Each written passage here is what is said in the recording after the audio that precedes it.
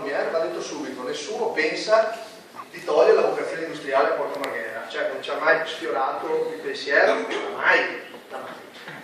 Forse la discussione che sarebbe un po' seria da fare, e questo però bisogna farla anche andando oltre a quelle che sono le crisi aziendali che si vedono. Ci sono anche tante aziende che funzionano e che stanno per fortuna lavorando e costruendo reddito e lavoro alle persone. Forse bisognerebbe ragionare su quella che è la futura del manifatturiero. Cioè, il futuro in Italia è manifatturiero, noi non abbiamo petrolio, non abbiamo giacimenti di grano, su cose che... Insomma, noi dobbiamo puntare sulla trasformazione dei prodotti. L'abbiamo sempre fatto così.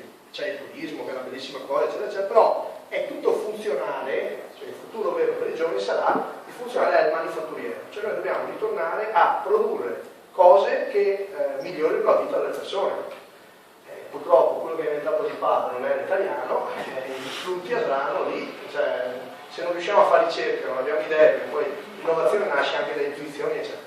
Considerando che siamo considerato da sempre degli inventori, dei fantasisti, così. Non dobbiamo essere inventori e fantasisti solo perché facciamo nani e ballerine, cioè dobbiamo riuscire a costruire dei prodotti interessanti, utili, eccetera, eccetera.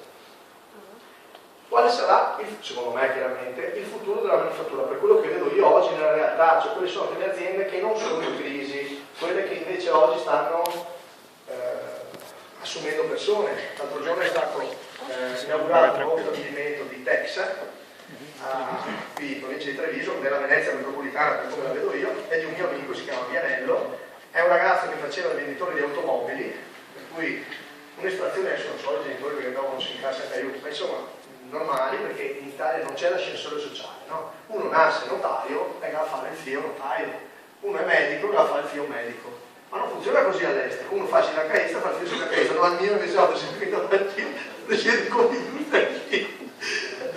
no, voglio dire, cioè, in Italia dobbiamo aprire di più, non tanto al liberalismo, ma alla libertà, cioè che ognuno faccia quello per cui è portato, cioè se uno vuole fare il medico, non importa che tipo di estrazione è sociale, deve poter fare il medico. Io il giorno che sono ammalato non me ne frega niente chi è sto signore, chi è figlio, cioè, mi interessa che mi cura bene. Guardate che è un passaggio che questo vale per tutto. Mentre in Italia intanto comincia a dire ma tu di che partito sei? Ma che te frega? Io ho mai avuto una testa un po' di politica, ma non vedo niente di male per chi ce l'ha, ma non mi sembra un titolo di onore o diversamente le difficoltà, cioè dobbiamo superare la parte, no? Tu sei in parte, allora se sei, no, io sono milanista, sei interista, già sei uomo, ma finché è una questione sportiva, possiamo prenderci in giro veneziani, trevisani, padovani, tornando alla città metropolitana, però non fermo sul serio, siamo nel 2012, cioè se no da altri tempi, cioè questa storia